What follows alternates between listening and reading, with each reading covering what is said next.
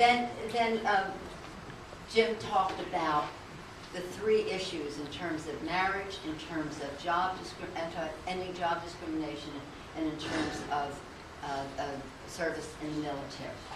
If you ask most people in America, do you support discrimination? They would say no. They would think that that was a terrible thing if anybody thought they supported discrimination. And so, when people ask me, you support gay marriage? Why do you support gay marriage? Because I do not believe in discrimination in any way. And you don't either, so you should be supporting gay marriage too. Why is it even an issue that we're talking about discrimination in the workplace in this day, this age, this century? Let's get this over with.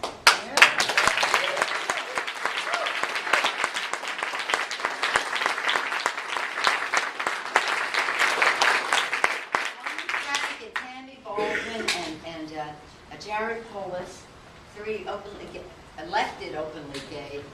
I don't know. I couldn't even guess. But I know that these three people are working hard for everybody in America. Not just people in the community, but the blessing that this community is to our country. And working 16 years we've had ENDA as a bill. We've had it as an idea for much longer. But as a bill, 16 years, long overdue. Don't ask, don't tell. I feel quite certain will be a memory come Christmas. Yeah!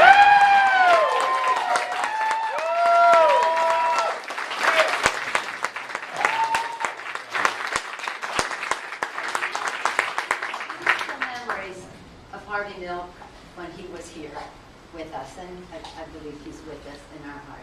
Stuart, remember when we went to Treasure Island and dedicated the building, administrative building, the Harvey Milk building, and the bust was there, similar to the one in City Hall.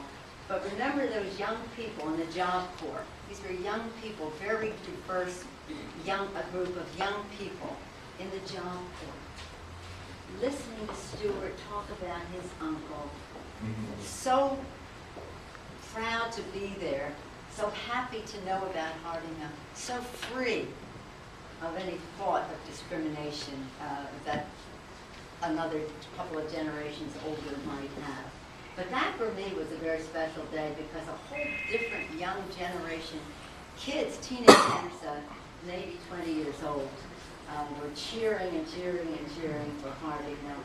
People might not have heard of them, except that Stuart has been so magnificent in keeping this flame, that Mark Leno has been such a champion, not only in Harvey Milk Day, but in all that he has done in terms of workplace, in the workplace, whatever the issue happens to be, to end discrimination. And it is not without its courage. I mean, I know in this community, everybody thinks it's just the most automatic thing to do, but it does take courage. Less and less now that Mark has led the way in this respect. Almost, but not quite. So it's, we're coming together tonight, some of us with memories of Harvey, others of you. Jose is still here. Hi, Jose. How are you? I didn't see him there, and then he wrote there. And so whether it's the workplace, whether it's the military, whether it's the institution of marriage, whatever it is, whether it's fighting HIV/AIDS. Herb Schultz is here now. Herb, appointed by the president to be the Health and Human Service representative for Region 9 here, administrator for Region 9. Herb's going to enforce the law that we have in terms of healthcare reform that was so important to us in HIV, in consideration of HIV/AIDS, whether pre-existing condition, ADAP, and making the drugs more affordable, caps on premiums, no caps on benefits received. In so many ways, this just will make a tremendous difference. It will also make a difference to women.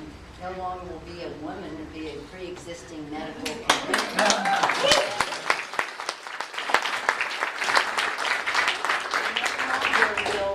Domestic violence. imagine a woman who was a victim of domestic violence, for that was a pre-existing medical condition for which she could be denied coverage. Imagine. So Herb, thank you for what you are going to do and what you have done.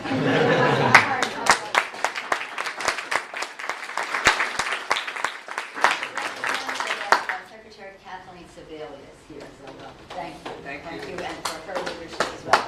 So in any event, I'm going back 30, 40 years. Some of you, again, were not born at that time. Others of you have read about it in the history books. All of you have benefited from the life and the leadership of Harvey Milk. Many generations will benefit from that, as well as his legacy that you are all a part of.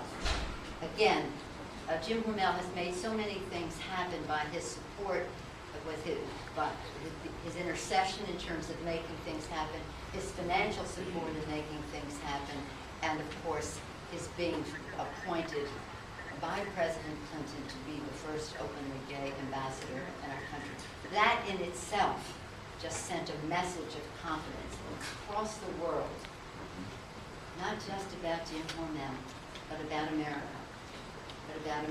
So thank you for your courage and your leadership as well.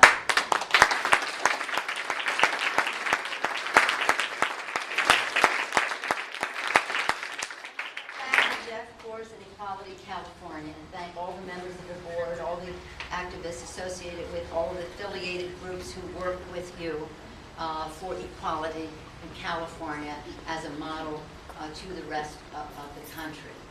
This is a very special day for many of us because, as Stuart mentioned, it's an unhappy anniversary in terms of the verdict coming down, but the eve of a very happy occasion. Are we not 80? He'll always be young in our minds and in our hearts and in the spirit that he conveyed to all of us. But as we leave here tonight, let's do so in a very, very hopeful vein, because his election gave people pride. It also gave people hope. It gave people hope, and that's what we have to do. When we passed the health care bill, people said to me, how are you going to do this? It's almost impossible. And I said to them, and it applies to what we want to do in our other issues here.